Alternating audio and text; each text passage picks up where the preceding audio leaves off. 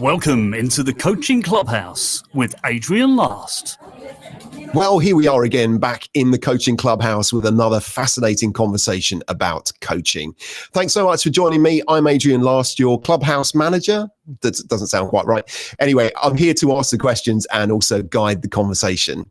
Today, you're going to hear from Katie Denyer, a lecturer in coaching for behavioural change, as well as an executive coach, facilitator and supervisor, and a mentor coach. Katie specialises in strengths-based, psychologically informed coaching with particular expertise to develop the strengths of neurodivergent thinkers. Katie, thank you so much for joining me today. Oh, thanks for having me. Looking forward to chatting. So, look, we're going to come on to this sort of thought of coaching of neurodivergent thinkers, because it's something that I think we all really need to be aware of, particularly for those that are leading and managing people. But let's start at the start with just hearing and knowing a bit more about you. When and why did you start in this brilliant world of coaching? Yeah, and it seems like such a easy kind of opening question, doesn't it? And I also noticed that it feels quite loaded for me in some ways. So like the when, obviously very easy, started around 10 years ago.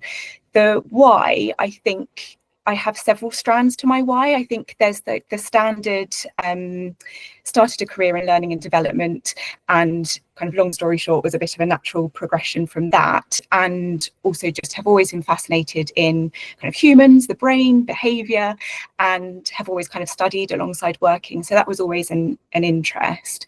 And then I suppose in terms of how I've ended up going out on my own and having my own practice, that came out of a period of like real burnout. And so I stopped working. Like I couldn't work. It was bad. Really? And so I was then kind of like, oh my gosh, like what am I going to do with my life? And had to kind of figure everything out again. And so I just kind of thought, you know, what am I really good at? What do I really enjoy? And it had always been coaching in my L&D roles. So kind of went with that, did my executive coaching, and kind of then that's how that happened. But I think another kind of strand is also, I was of such an anxious child, and I don't think back then it was kind of understood as that. So I just felt like I was different a lot of the time, like moving through the world very differently, experiencing things differently, feeling differently. And not that I knew it at the time, but I think I just craved like feeling seen and heard and understood. So part of my why is definitely a big part, kind of offering that space for other people. I think it can be quite lonely out there if we're not talking about our stuff as well. A lot of the questions I get in coaching is this normal? So kind of holding that space for people to feel seen, heard, understood, and like, let's figure out stuff together and move you forward. So I think, yeah, there are different reasons for my why, but those are some of them. Yeah. And with the L&D roles that you were doing, was coaching part of those? Is that how you kind of ended up moving into that world full time? Yeah, so when I started at the London College of Fashion, they had a coaching network, and I'd just done like a big old course in transactional analysis, and I was like, well, this is great, I have nowhere to apply it really. And then, yeah, they were like, I think it was my induction, they said, oh, we've got this coaching network, do you want to join it as a coachee? And I was like, just started, but would love to be a coach. And so that's kind of where it all started, and then did internal coaching as part of that. Now, there's a good few listeners to this podcast who are interested in coaching, but they've never been coached before themselves. And when I was doing a bit of research just before this podcast, Katie, I looked on your LinkedIn and I saw that pinned there is 5 things you wish everybody knew about coaching. Can you count us through the 5? What is it that everybody should know? Yeah.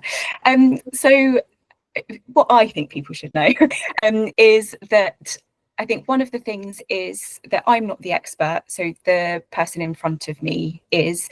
I think a lot of the time there's an expectation or maybe an assumption that people are going to come to coaching and you're going to have all this great advice and be this guru, and it's just not the case. Like, I think that, you know, my thinker, my coachee in front of me, they have everything they need within them. They just might not have the questions to get to the answers, or they just are not in a space where they can access those. So I think offering a space where people can think differently and kind of deeply, and aren't be asked questions that maybe they aren't asked anywhere else, allows them to get to that stuff.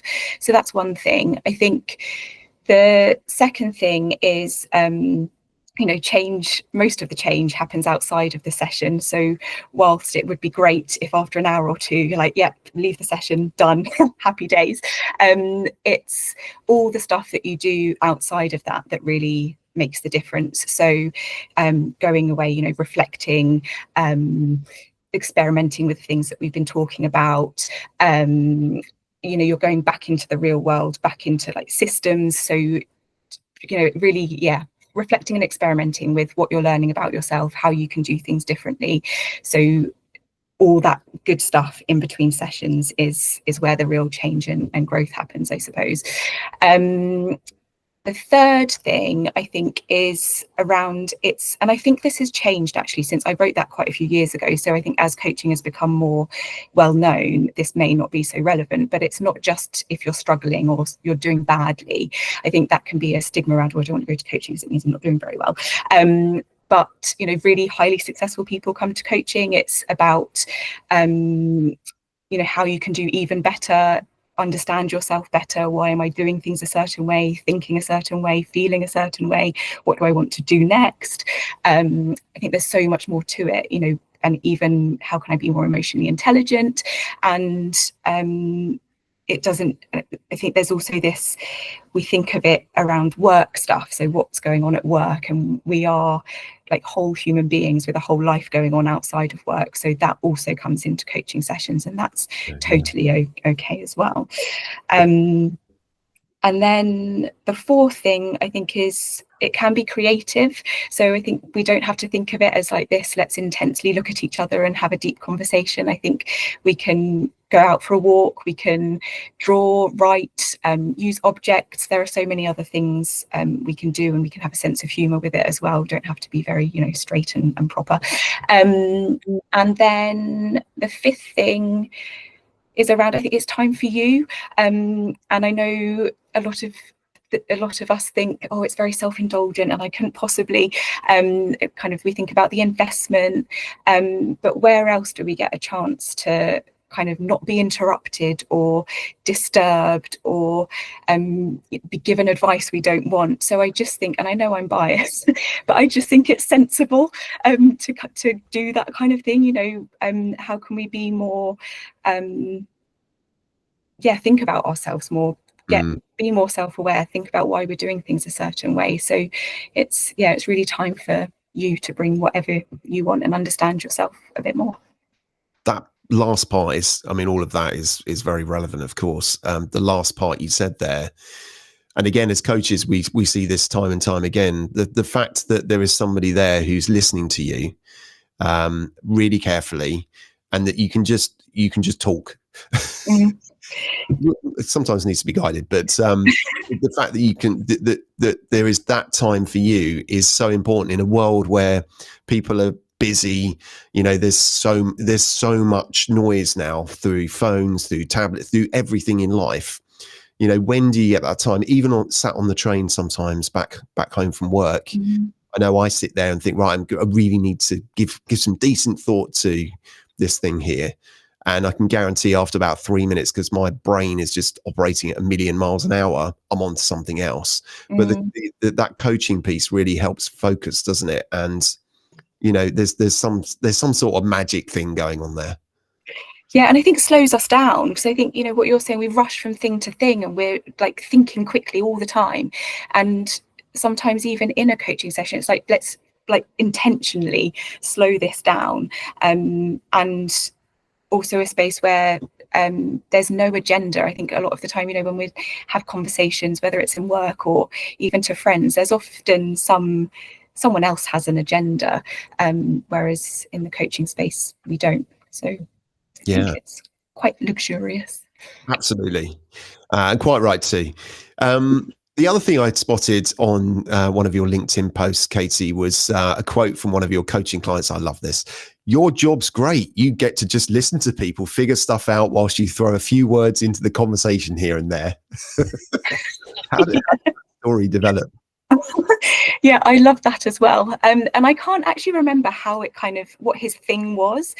I just know he got what he needed through doing really great thinking. And I think that's exactly how coaching should feel. Like, we are not doing very much, and I know we are doing a lot because for people to think really well and to move themselves forward and to get new insights and stuff, we're giving attention, we're picking up on tone, body language, facial expressions, and so even holding a space that feels safe enough for somebody to talk about all that stuff. Like, we're doing a lot, but it shouldn't feel like we are. So I love it when clients are like, you don't do very much. So I'm like, that's exactly how it should feel, that I'm just throwing a few questions in, words, sorry, not even questions, but yeah, I think it's great. Yeah.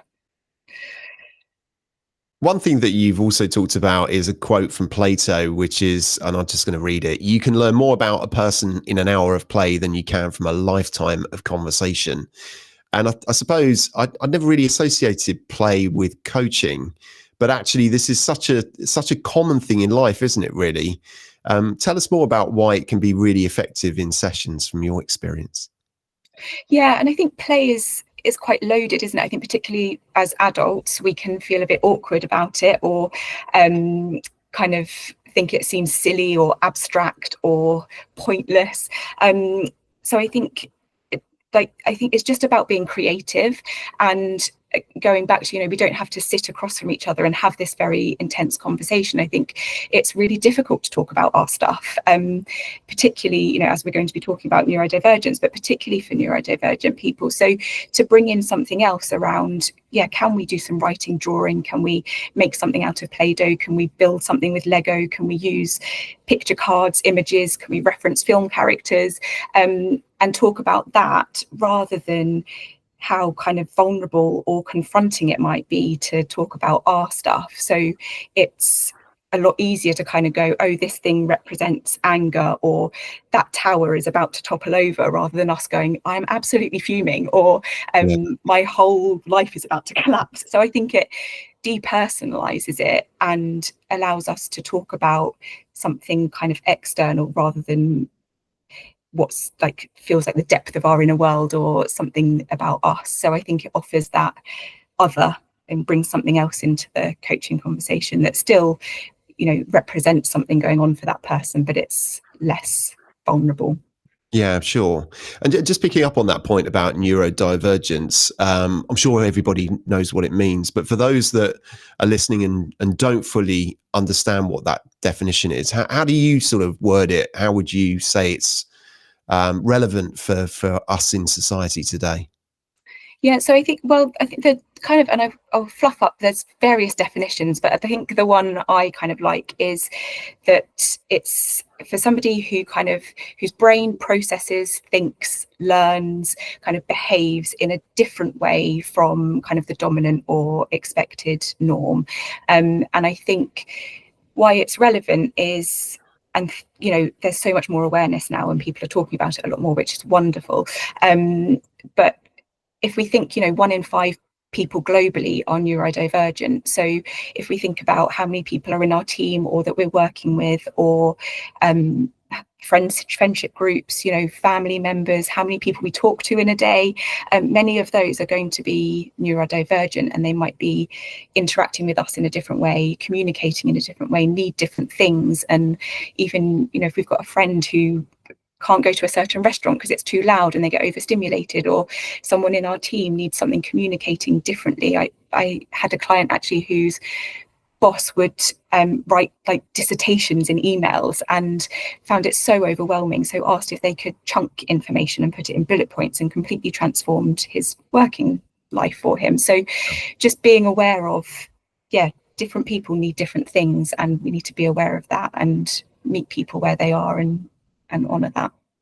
It's really important, isn't it? And certainly in my day job, I'm working for a large organisation. I mean, it might be different in other large organisations as it is in small and medium, but certainly in the last 3 or 4 years, we've really seen a change in leadership and management styles and empathy and understanding of actually people in our teams and our workplaces are not all the same. You know, our brains do think differently. And I think that is a really important thing, that organizations actually understand and realize that, and are also helping and supporting their managers to manage their own people to a certain extent in the way that they need to be managed and the way that their brains work.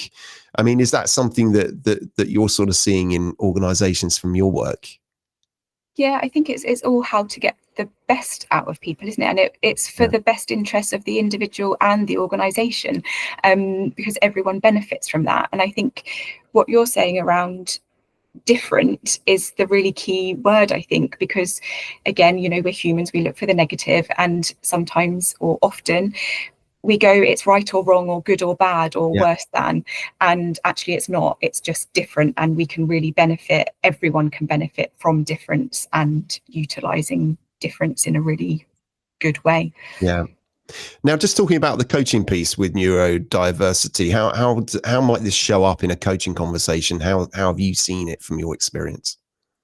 Yeah, so Nancy Doyle talks about this in her book, and she gives kind of 4 key or typical topics, I suppose, that come up. And I'll talk about this in relation to ADHD and dyslexia, because that's where I work. Other neurodivergents will show up very differently. But there's kind of the cognitive stuff. So they might talk about having difficulty getting started on things, whether that's tasks or even in the session, not knowing where to start. They might lose their train of thought, or kind of topic jump, go on tangents a little bit. They might talk a lot in metaphor because they're really good storytellers and they're very visual. They might talk about not being able to switch off and having a very busy brain. So that's some of the kind of cognitive stuff. There's also behavioural things. So they might miss sessions, be late for sessions, talk about running late all the time.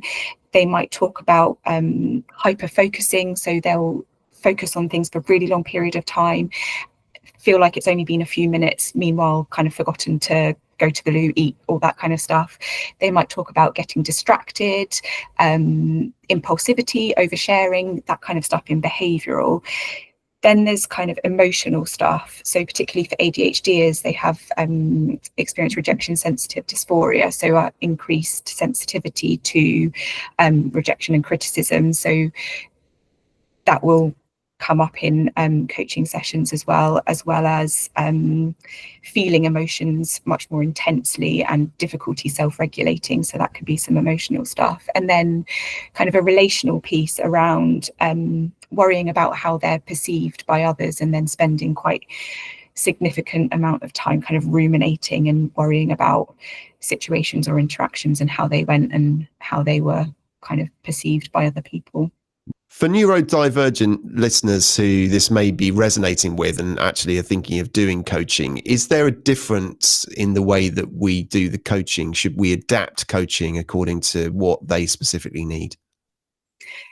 Yeah, and I think we should always be adapting to what people need as well. I think it's I think a big part of it is not making assumptions and asking questions and getting curious. You know, how, if they have brought ADHD or dyslexia explicitly into the conversation, then we're exploring how that shows up for them, rather than assuming, okay, it's this thing and everyone's going to experience it the same. They absolutely don't.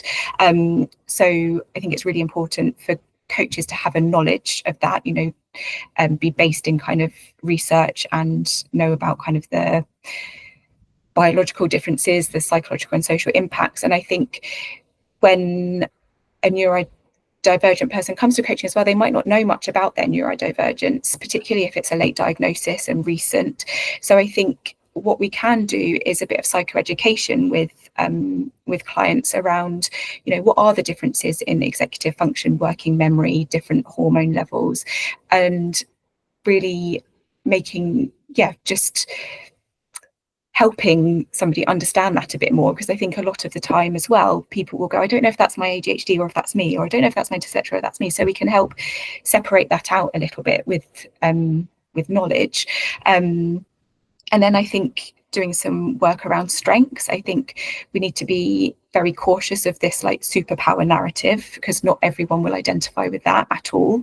But I think, you know, as we were saying earlier, around a lot of the time people will have focused very much on the things they can't do and they're not good at. So let's look at what they are good at, you know, where are their strengths, what do they really enjoy, what are they interested in, not just in work, but getting a holistic picture of that, and how can we use that to scaffold some of their challenges. And then I think another thing is around offering. And I know this can, it's not, because I know it's a bit of a red flag, isn't it? Like, don't advise, we're coaches, but Yes. it's something Claire Pedrick talks about is offering, and I really like it. So again, with this knowledge gap that people may have around what ADHD or dyslexia is or isn't. So if we do have some knowledge around strategies that are based in research that we know work, we can kind of say, not that try this and it's going to solve everything, but kind of offer some things people think about or do are play music, colour code, brainstorm, or kind of we can think about you know, there's something called the Pomodoro technique or time chunking, or so we can then go, okay, what resonates, like what do we need to do with that? So I think there's something around offering. People don't know what they don't know, so I think that can sometimes be useful as well. Moving on just to one final question. When we were chatting before this podcast records, we got into the subject of introverted people in business, and particularly line managers, leadership roles. You know, there's this sort of, I don't know, legacy thing that we're all kind of shouting and being proud of ourselves and look how good I am as extroverted people. But actually, introverted personalities are there in workplaces. We know that is part of life. And actually, there's more resonance and more understanding, actually, I think. Well, certainly where I work, we're seeing that. And we talked about the brilliant book, which is called Quiet by Susan Cain, which is definitely worth a read. What have you been seeing about introverts in particular? How are they thriving in roles? What's your view? I love that book. Yeah. And I think it's kind of the same with everything, isn't it? It's like, it's when they're leaning into who they are and what they're really good at, rather than trying to fight against it or kind of wish they were something else or something different. And I think it's hard, you know, as you're saying, I think it's harder for introverts as well, because I think extroversion is kind of the almost like preferred or more accepted or seen to be like superior way of being or doing things. And I know, as you know, an introvert myself, I've often kind of looked at people and thought, oh, I wish I was more fun or more outgoing or could work a room better or was more confident or could think faster. And it's taken kind of quite a lot of work to actually embrace that and the different strengths. And I think when I was working with somebody the other day, actually leading a team, and she was saying, I want to be more, basically, how do I be more extroverted? What do I do? How can I be? And I was like, well, what strengths do you feel you can bring in that you can lean on as an introvert? And she's like, I never even considered that there were strengths to being an introvert.